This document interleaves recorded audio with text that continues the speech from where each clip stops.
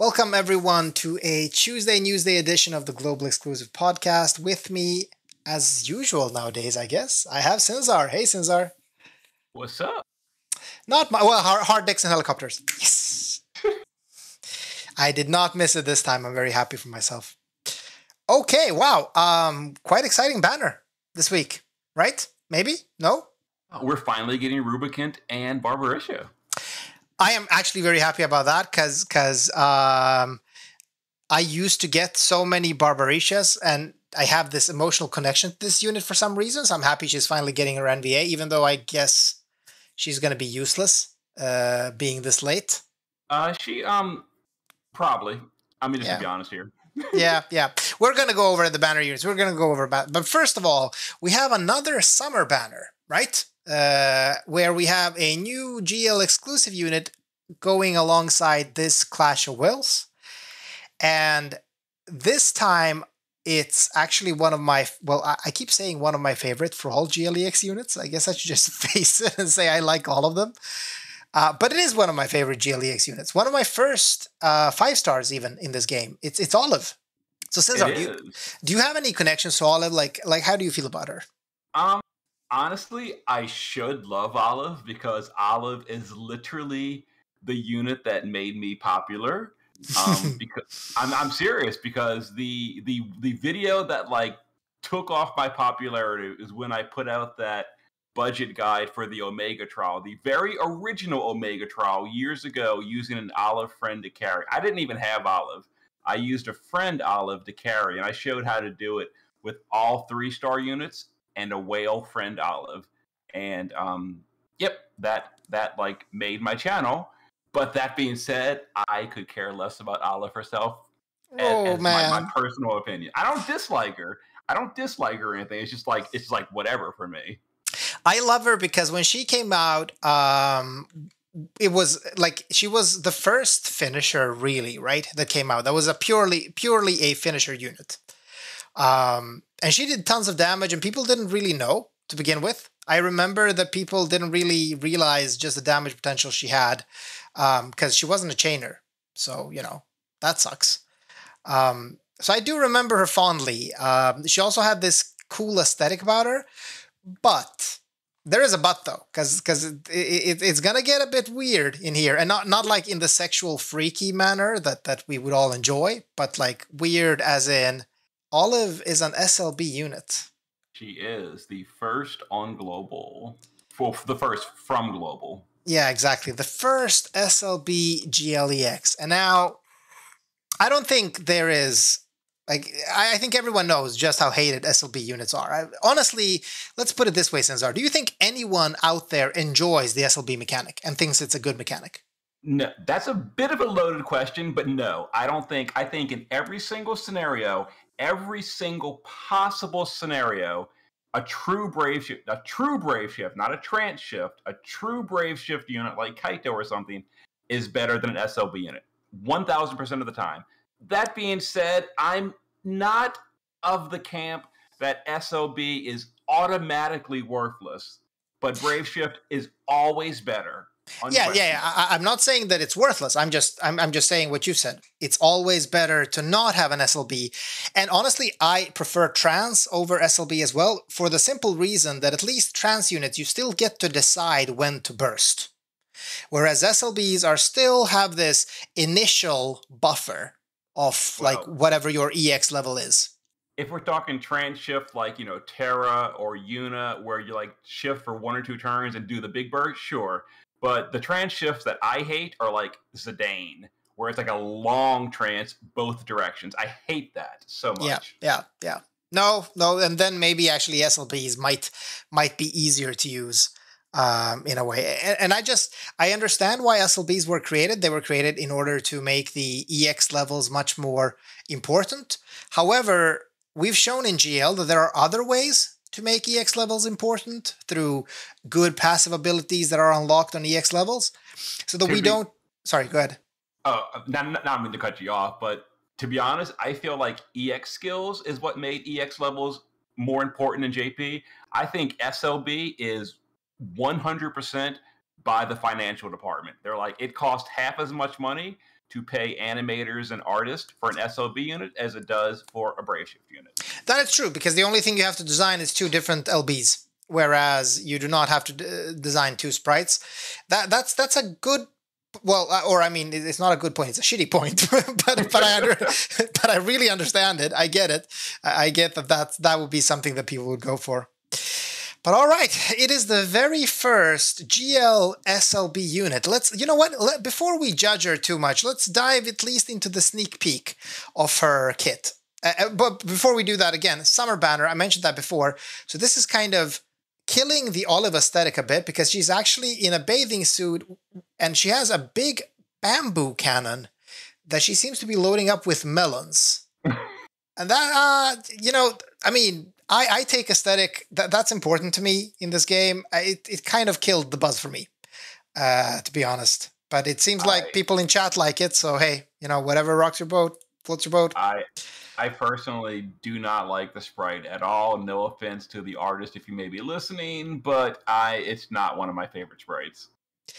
I mean, I would say the sprite in itself is really good. It's the aesthetic behind a summer unit that was previously this cool engineer, cannoneer girl that did insane amounts of damage.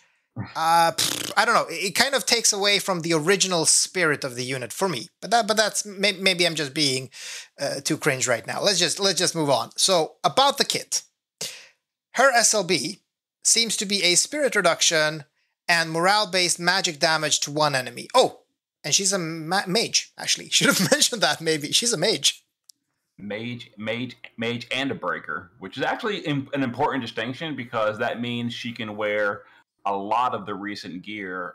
For example, like Emperor's Timar, all that kind of stuff, because she has the breaker tag, which is very helpful. That is very nice indeed. And again, also slightly weird. I liked her being a physical damage dealer, the little cannoneer engineer, but whatever. She's a mage now. I like mages though, so hey, I don't complain. Yeah, she seems to like, so the super limit burst, the description does seem to tell that she has other ways of bursting outside of the SLB, because it does seem to boost damage of certain abilities. And usually when we see these SLBs, we're actually looking at units that do their strongest burst outside of the SLB, right? Like Nicole, like Sakura, and so on. Yes, those are well, those actually aren't the best examples, because those are like use the SLB to set up a single burst. What if you're looking for, like, in my opinion, an SLB unit done right? It would be something like the most recent Dark Fina, where the SLB is only a slightly upgraded version of the LB, but nothing is like locked behind it. It's not that big of a difference. It's only a slightly higher buff across the board. On the base LB is even the same amplify.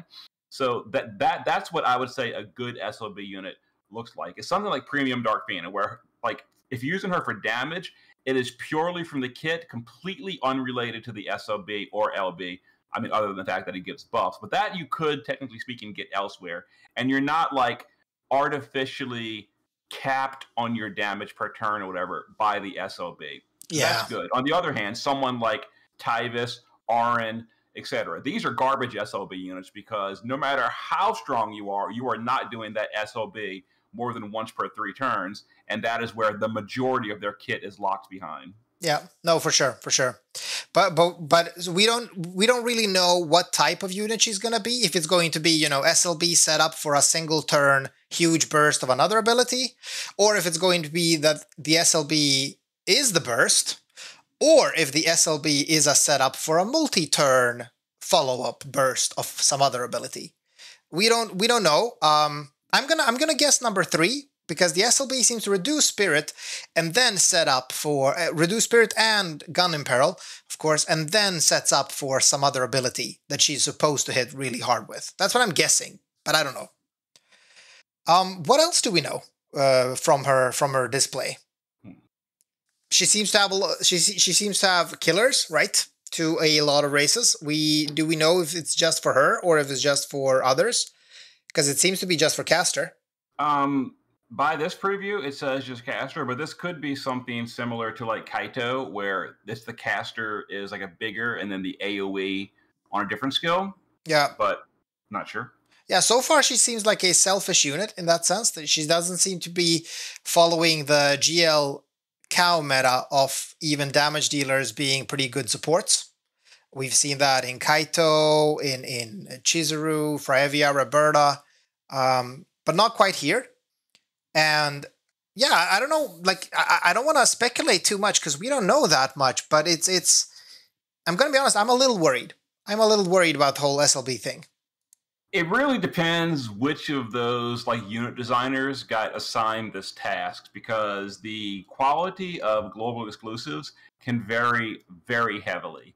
As for example, like Tiana is a train wreck of a unit, and people that love Tiana can hate me, but I think Tiana is a terrible unit. The latest Christmas Tiana. No, I get it. I hate you just a little bit because I really like Tiana, but I understand what you mean. Like, her kit is a bit of it's terrible. Not only is it a clunky, terrible kit, her damage is garbage. It's just garbage. I honestly think that's the biggest thing holding her back, because she has some good things in her kit. She can do some nice elemental resistance buffs. She can do a ton of different buffs as a healer. But I think the problem is that she would have needed that relevant damage as well, because let's compare it to Kresnik. Kresnik actually brings huge healer utility, and she's not on the Kresnik level. So you're not bringing her as a pure healer, and pure healers really don't have space in cow, to be honest. And you're not really doing damage with her either, with the clunkiness of needing to stack up. Is it still like at least 3 turns or something of using all 5 casts or something? 25 stacks, and the best she can do is unlock quintuple cast and then start stacking. So, like, best case scenario, her max possible isn't until turn 6. Yeah, exactly. And that, I think, hurts her the most. If she had relevant damage without the horrible stacking, or if she just had the damage she had without the horrible stacking, I think she's still in a good place. But I know what you're saying. I know what you're saying. So yeah, you're afraid, like, we don't really know who's designing the unit and how it's going to turn out.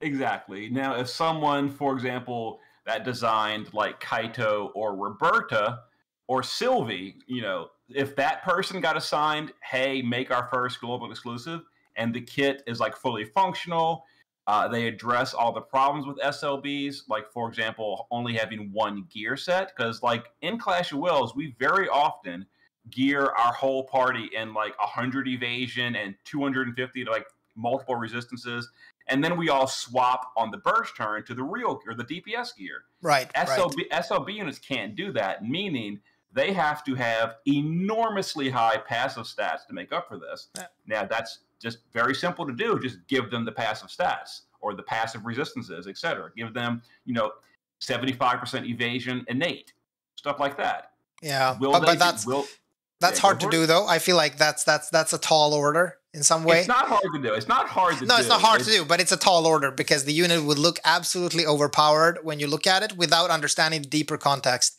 And this, what you're saying, that they don't have a shift form, like a garbage form that they can gear for usefulness.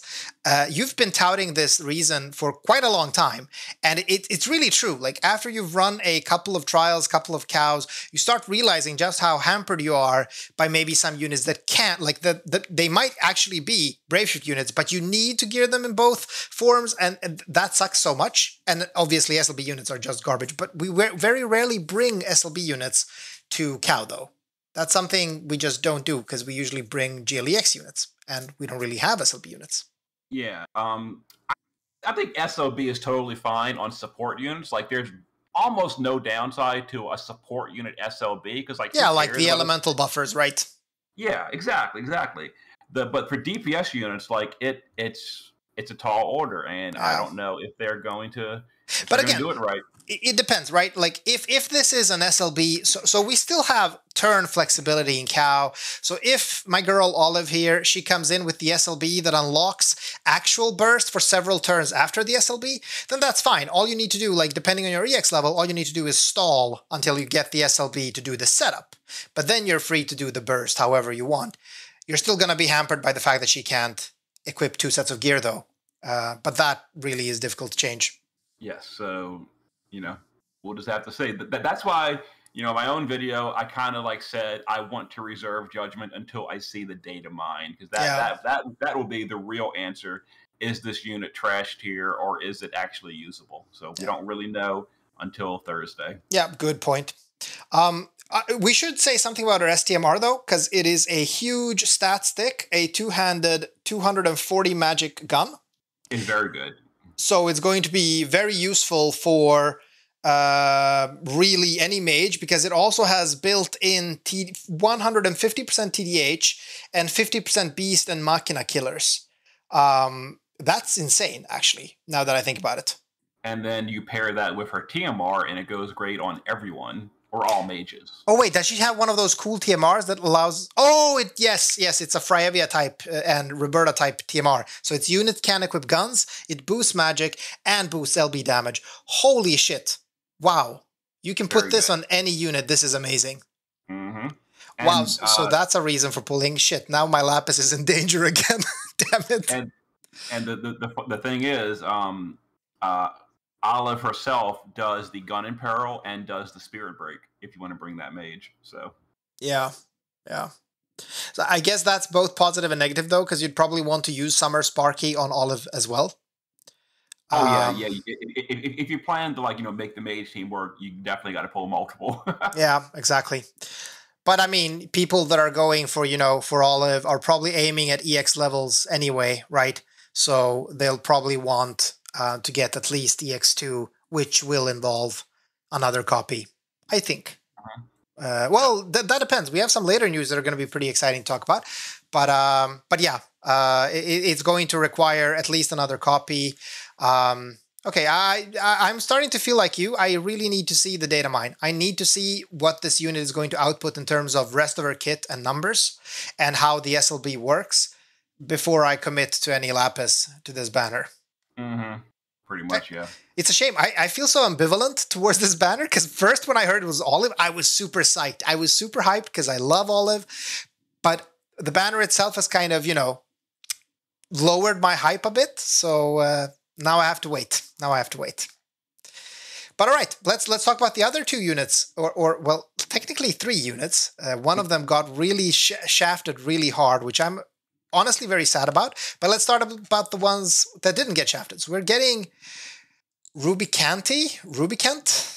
How would you say it, Sinzar? I've always called them Rubicant. Rubicant. Okay, so it's definitely Rubicanti. Okay, Rubicanti and Barbarisha, right? They're getting NVAs, and finally, right? They are pretty late now, right? They are extremely late. It's like 5 months or something, maybe more. Yeah, they're really late. They are getting a global upgrade though, so I don't know if we know what it is. It seems to be an upgrade for the TMR for Rubicanti. Doesn't seem to be very special, honestly. Yeah, it basically seems to be, because on global, these units had the rarity swapped. One was 4, one was 5, and it goes other way around on JP. Yeah. From looking at it, it looks like they have just literally taken the JP version and just brought it over. So Rubicant's STMR is the same as the JP 5-star STMR. His TMR is, because in JP he's a rainbow unit. Right. Back when rainbows were the meta. So the TMRs for rainbows were more powerful back then. So yeah, his TMR is just now just basically copying the JP TMR. Okay. So that's what they did. But he didn't seem to get any ability upgrades though. So I guess like a NVA that's 5 months late is probably not going to be relevant for anyone. Exactly. And even if he had come on time, he still was like the weaker of the two, which is kind of weird because again, he was the 5-star in JP, but he was also the weaker unit. It didn't really make sense, but that's just the way it was. Yeah. Okay, weird. But then we have Barbie. She's finally getting her NVA, and many, including myself, have been wondering, what's going to happen with Barbie, because she's a completely unique unit in GL compared to JP. So what's going to happen to Barbie when she gets an NVA? And we don't know. We've seen this before where units just get a hack job of what you just mentioned. Basically, they just get merged with the Japanese version of the unit. But Barbie is getting some upgrades. She's getting an upgrade to her STMR, but I honestly don't know what the upgrade is. This is very nice. It's because in JP, her STMR is a materia with all kind of mod boost on it. It looks like they just kept the original global STMR and they just stuck all those passives from her JP materia onto the global accessory, which is awesome. Okay, yeah. Now I see it. So aside from what it originally did, it now also has a bit of evade on it. It has human killers and boost damage of certain abilities. Well, it does that twice now, it seems, because original Barbie's STMR was boosting her Roga, I think, or was it Tornado? I keep forgetting. It was both. It was at the time every single wind spell in the game. So Arrow, Aroga, Tornado, and even the weird stuff like Shantoto's special air spells. It boosted all that. Right. But now she seems to be boosting other abilities as well with her STMR. Yes. The Neo Vision's Awakened version boosts Tornado by 100 modifier, which is really nice. Okay. Wow, that is actually nice. Hey, you could give this to like Renoa. Yeah. This, you see, people forgot my rant back in the day. I was irritated we skipped this because that was like what Renoa did. Like her Apocalypse is like whatever. She would be doing the Tornado with mod boosted from Barbaricia's gear, and we couldn't do that in Global, and I hated it. But now in Global, we can do it twice as well, because you can equip 2 of these. No, it does say not stackable. Okay. Yeah, the actual mod boost does not stack. Right. So you're getting one bangle, and that's going to boost Renoa a bit. That's very interesting. I like that. I like Renoa boosts. Hey, like I'm totally fine with that. But interesting. All right. And then her TMR got a small boost as well. It seems to be not just HP. Now it also has some magic on it. That seems to be the only change. And in JP, it has a universal mod boost to every magic in the game. It seems that Global is bringing that over as well. Oh, boost damage to certain abilities. So every magic spell. So basically, you'd want both for Renoa then, maybe, if it's a decent boost, I guess. Well, the TMR is only a 5x modifier. So if you have like an empty slot, sure, why not? But it's not something you really go out of your way for. Okay. All right, and then we don't know much more about her other than they're also upgrading this Magnus ability or Grandis called Rising Air Current, which seems to be her own amp, right? Yeah.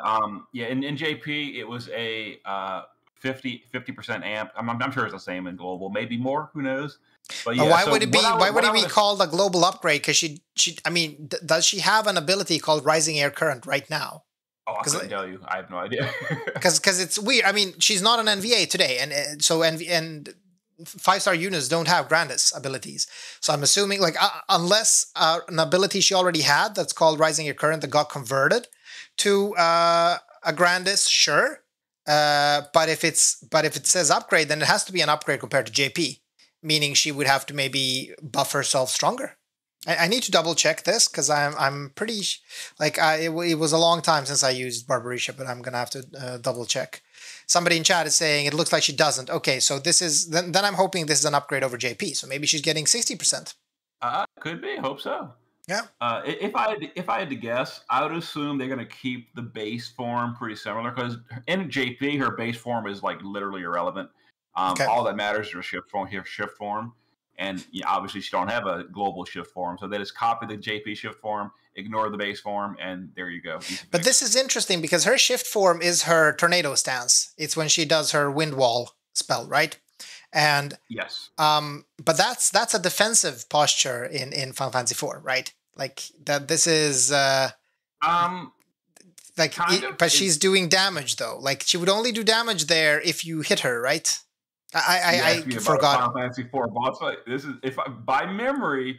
If you leave her in that form, she starts petrifying your whole party. You're talking about a boss fight I haven't done in so many years. Yeah, same here. I just have this vague memory that it's kind of if you hit her when she's in tornado form, she hits you back. But okay, Never mind. That seems to be her damage ability, and it's a trans shift. She has 4 turns of shift duration. So how does she work on JP? How does she burst? How does she work? She's basically the exact same as Renoa. She shifts. She does the shifted LB for the mod boost, and then she just spams Tornado. That's it. Oh, okay. Interesting. All right. So maybe it's an interesting partner for Renoa, like for budget clears and stuff. I don't know. Yeah. It all depends on her power level, though. That was pretty much the biggest problem with Renoa, is like literally no one has Tornado that's relevant. You'd have to go down to like garbage 7 stars to get a Renoa partner. Well, now she's got like a sort of usable partner if you want to do like a Renoa Barbarisha on like a Wind Dark Vision stage. Just in time, considering she's going to come out the day after the Mage Wind stage closes. Oof, yeah, that sucks. That honestly sucks, because that stage was a doozy for me. Oh, speaking of which, I need to rerun it, because I just shittered a Dark Fina, Ashura Dark Fina. So I need to rerun that stage. But okay, I'm happy that Barbarisha is coming at least. I'm really happy that she's here. So should we mention something? We never mentioned Olive's vision card. It seems to be a strong 125 magic vision card. Although it doesn't seem to have flat magic, which we've been spoiled with lately, I feel. It does. It does? On the third passive. Oh, yeah. It does. FFB units get 300 magic. Oh, but that's actually pretty nice. We have different definitions of strong and very nice, but... Okay, listen, Mr. Whale Lord. My strongest mage card is the GLEX one. And the second strongest is like Frievia, which is 250, right? I guess that is true. I don't have like a good second mage card, but comparing this to like the Dazzling Demoness card, it is way weaker. No, of course. I mean, Dazzling Demoness is also one of those purchase cards. They've always been super duper strong. But yeah, I mean, this definitely would go on my second mage, for sure. Like, it's a nice and strong card. We seem to be getting another purchasable VC, though, right? The Frievia card. Right. So, is it good? This depends. It has no flat stats at all, which is a major problem in today's meta. On the other hand, it does have the Titus STMR effect for, I would assume, morale LBs. Otherwise, what's the point? So that could very well be very strong, but that all depends, again, on the data mine. If it's like a 20x modifier, then who cares? If it's a 100 like Titus's, that's a must pull, absolutely. So it really depends on how strong the third passive is. I feel that's a bit dangerous as well in the current GL meta, because we have units with multiple hits and some that don't. So, like, you put 100 there, boom, Chizuru goes through the fucking roof. But Chizuru, how about Oliveira? Oh my god, he has 4 components. Holy shit. Yes, that's true, actually. Oh my. Yeah, that's actually true. That makes me think this is more going to be like 20 or 30 rather than, 100. But, although, let's face it, if it's like 20, I still think it would take math to understand if this would be better over Dazzling Demoness. For instance, Oliveira that can cap TDH without any problems, doesn't need the Dazzling Demoness for that aspect, only uses it for the flat stats, and this could be then stronger because Oliveira would get, 80x modifier from if it's 20. So that's pretty good. It very much depends on how strong it is. Also, it does. We have to math it up. Yeah, but we don't know, right? We just know that it's the usual. It seems to be the usual step up, 25k, right, or something. I think it's 28k, but yeah. 28k, yeah. 28k to get the card and do the Olive step up. All right, so they're just giving me more reasons to pull, and I'm not sure I like this. Honestly, I'm a bit nervous. I've been saving up Lapis like a good boy, and now, oh my god. Okay. All right, let's see. I mean, the VC's biggest draw for me is that it's actually a picture of Frievia, the best unit in FFBE. So, or Frievia and Roberta. Sorry, I have too many favorites. I have too many favorites in this game. I was just going to say, when they're all your favorite, you just don't have any favorites. No, because I strongly dislike any other FFBE units. Actually, I don't. I like Rain. I like Lastwell. Okay, you know what? Honestly, they are all my favorites. Okay, I'm just gonna go with that. Speaking of Lastwell, we forgot that Lastwell got fucked, but not in like at all the positive sense. So Aloha Lastwell is on the banner, but he got nothing. That makes me sad. Still a 5-star, no changes, and for me personally, I've easily got more than 20 of him in the vault, so please no more. Yeah. And you're gonna, maybe you're pulling for this card, so maybe you're getting like 10 more at least. Depends on the data mine, but if she's good, I will be. So I think it's time to start like literally just selling some of my 5-stars because. Oh, I've been doing that forever because I mean, come on, who the fuck has time? Like when you have like 4 of every STMR, do you even fucking care? Right? Like just start selling shit. Okay, but we do have a new Clash of Wills event, right? And this one has a very strange thing that immediately popped out to me, which is that this one actually counters if you break its attack or magic stats. That's very interesting. What do you think that means? I think it's their. This is my speculation. I think it's their attempt to push sales on Olive without realizing the implications of what this can mean. Because if you don't have Olive, basically almost every modern breaker either breaks automatically whether you want them to or not. So Kaito just being on your party is auto breaking. You can't even turn that off. Oh yeah, that's actually true. But will that? Like, I mean, maybe that doesn't cause a counter because it happens on turn 0. I don't know. Depends. That wouldn't matter. See, this is most people don't really like go deep into the AI of the game. There is no AI check for being broken on the previous turn. All there is for breaks are at the current check time. Right. So it wouldn't matter when you applied the break. It's just, is the break there on the boss's turn? Yes or no? Okay, so bringing Kaito or Obsidian or anything else is going to break it. So basically, if you want to do damage, well, I guess like your options are Lara for defense, you have Louise for spirit, or, well, Olive, of course. Those are really the only ones that only break a defensive stat that I know of. Sylvie as well, but yeah. Wilk. No, Sylvie is oh no, you're right. Sylvie can Paladins just defense by 80. Yeah, exactly. Yeah, okay. Exactly. That's true. Also Wilk has just defense break. Oh yeah, Wilk as well.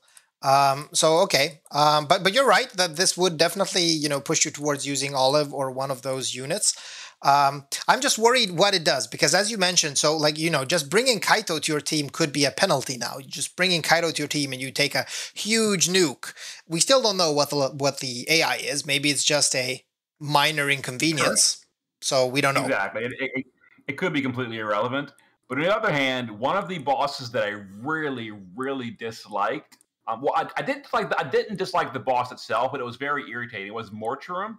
If you remember, because he had the whole, you have to disease him on certain turns, and I was using Kresnik, and that was the most miserable experience because you had to like do stupidity, like force retarget his autocast disease every turn. It was an enormous headache, and it made it not fun. Yeah, and I'm worried this is going to be something similar to that, and I hope not. Well, let's see. Again, it very much depends on the AI. If the AI is just forcing you to, gear more resistances on your units or just be a bit bulkier, then that's fine.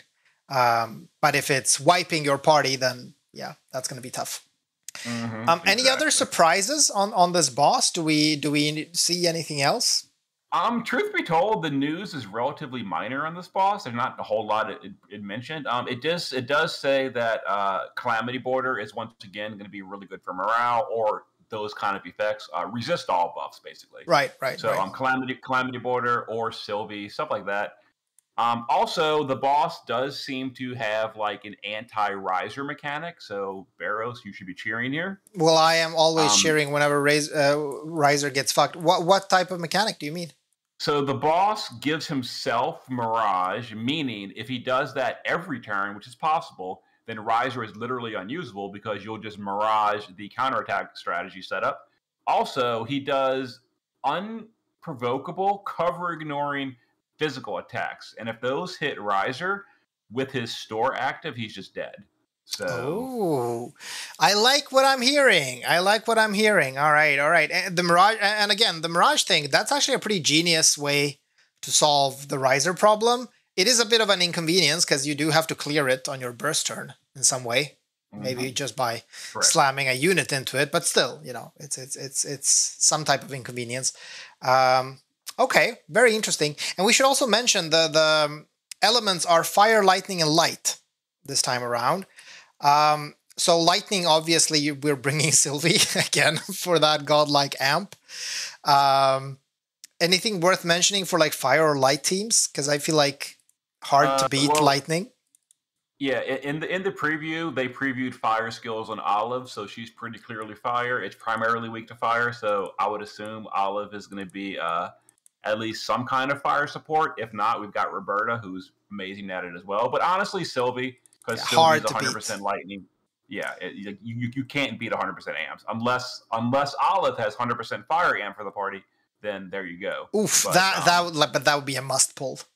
Although I was saying in the last episode that it's about time they start bringing out the other 100% elements now, because otherwise we're gonna be just having Sylvie. You know, I have this prediction in Discord that we're still gonna be using Sylvie in, well, now it's 10 months still, and it still seems to be true so far. Like Gumi hasn't released anything topping her.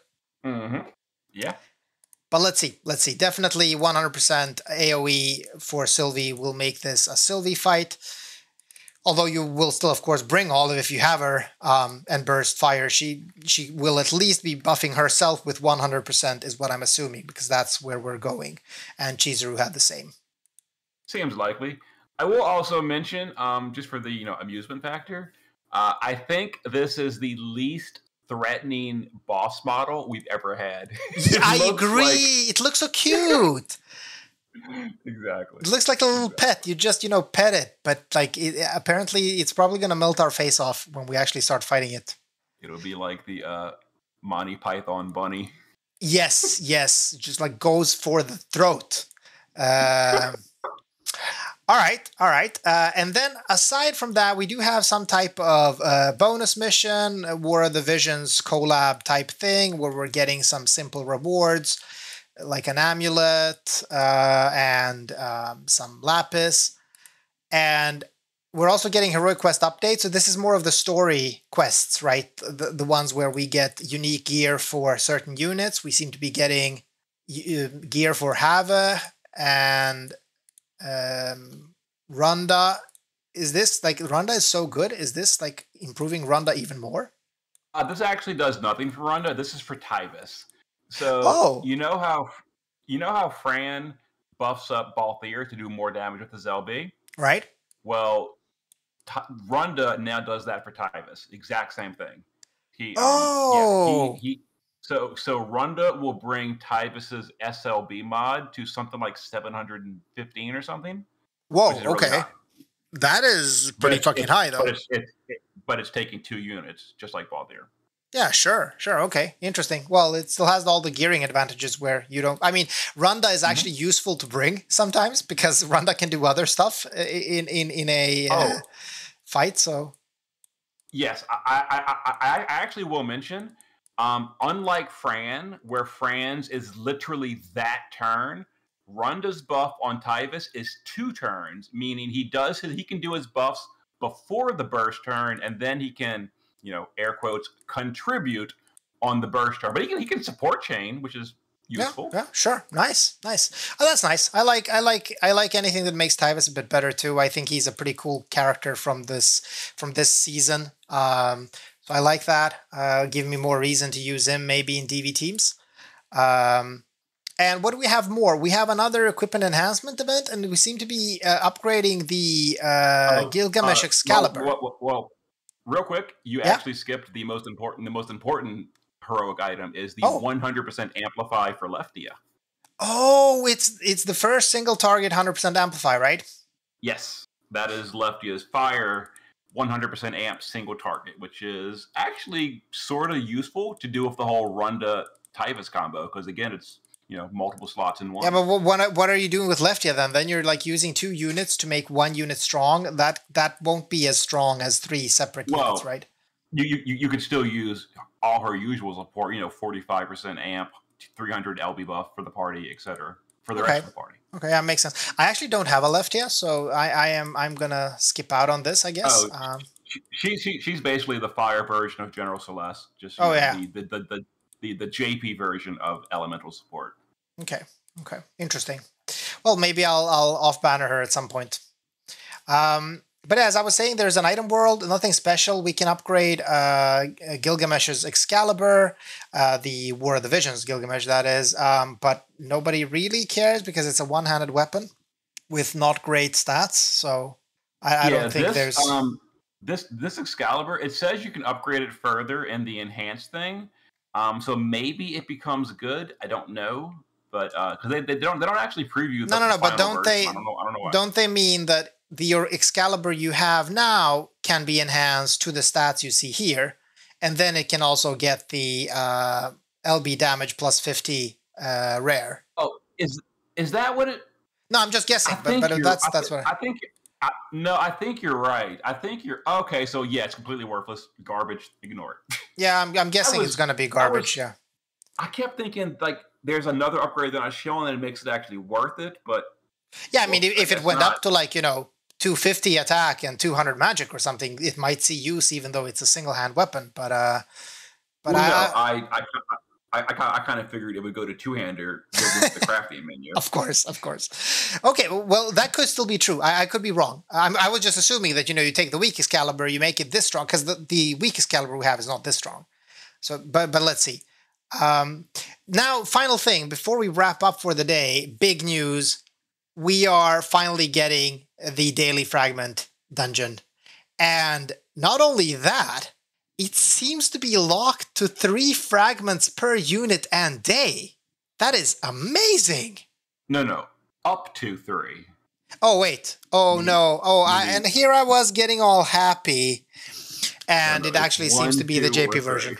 Oh, no. Yes, it seems we're just getting exactly as is JP version. Oh, God damn it. This week's news just keeps killing my hype. All right, so but I mean, so we're getting the JP version, and maybe even with it, the quite, I don't know, I don't like the whole reset mechanic that exists there. I know I won't be using it much. I don't really care that much though. I'll probably just run my units through it and maybe reset if I get a really low number. Like if I get 5, then I might reset. That's basically it. But regardless, I'm not gonna complain. I think this change is great. Yeah, the fact that we're getting it, even if we are getting it exactly as JP, it's still better than what we have right now. Yeah, for sure. I can't wait. Like this is going to help me get Kaido to EX3. This is going to help me get a ton of units to proper EX levels. So I can't. I love it. I love it. I have several units planned that I'm going to start running through it. And then there's all the units where you lack 5 shards for maybe EX2, which is a 1 out of 10 NV card and so on. So let's see. But good. I'm happy. I'm happy this finally came. This was promised and it came as promised, and I'm super happy about it. This is just a positive change. So now I have a question for you, Sinzar. Do you think we'll still get our GL shard dungeons every 3 months on top of this? Oh God, no. No You chance. don't? No. Yeah. Probably That's never not. gonna happen. Yeah, that would be a bit too good, maybe. Maybe a bit too good. Now, on the other hand, for special events, the JP server does do like double drop rates on the shard dungeons. So... Oh, I've heard about that, right? So you actually get just twice the chance to get all of them, right? Well, they just drop double. So if you would have gotten like a 7 drop, you get a 14 instead. Yeah, that's what I meant. I just said it in a very stupid way that didn't mean what I meant. Okay, but yes, yeah. You get twice as many shards. So I hope we get that too. Because that would be nice for those intense moments where you really want to get a unit up to a certain EX level. Mm-hmm. So, like, I have Freyevia at, I think she's at like 50 out of 200. So this is going to take me about 100 days, right? About 3 months on average, maybe, to get her up to EX3? It takes a long time. For example, I did the Titus, the Titus premium Titus step up in JP. I got him to EX2, and I stuck him in the Shard Dungeon, and he is still not EX3 because on JP I actually don't do the reset trick. So he's. Okay. It takes a while. It takes a while. All right. Well, I'm still happy it's here because it gives me a sense of progression. And again, many people have said this before, that it's not as big of a deal if you miss one day, right? Like you're not losing out on your entire well-calculated shard allotment for this quarter. You're just missing one day and you can just continue the next day. Yeah. Missing a day is basically whatever. You miss 1 day of shards. It's fine. Yeah. Okay, I think that's it. Did I miss something, Sinzar? This was quite a meaty banner. It's basically it as far as I can tell. Yeah. Yeah. Oh, yeah. I guess we could mention that. Just as usual, we're getting no upgrades at all for War of the Visions units. So no enhancements, no crowns, no intrinsics for anyone. Literally, actually, that's for no one. So we were kind of expecting intrinsic abilities for August. But are we even getting like a banner with these units? No, nothing. So nothing at all. It's a War of the Visions collab that's just a event we run once a day. That's it. And item world. Yeah, very, very exciting. Oh, that's a bit weird. That's a bit weird. I do agree with you that like we could have gotten intrinsics, we could have gotten some upgrades to some of the units. Remind me, who is it? We had NVA Stern, and then we had Venera, right? And King Mont recently. Oh, and King Mont actually, yes, yeah. Okay. Well, who knows? Maybe next week. Maybe. But the more concerning thing for me is that we had intrinsics twice, and now they're missing. So is this like latent abilities where they do it like 2 or 3 times and then forget about it?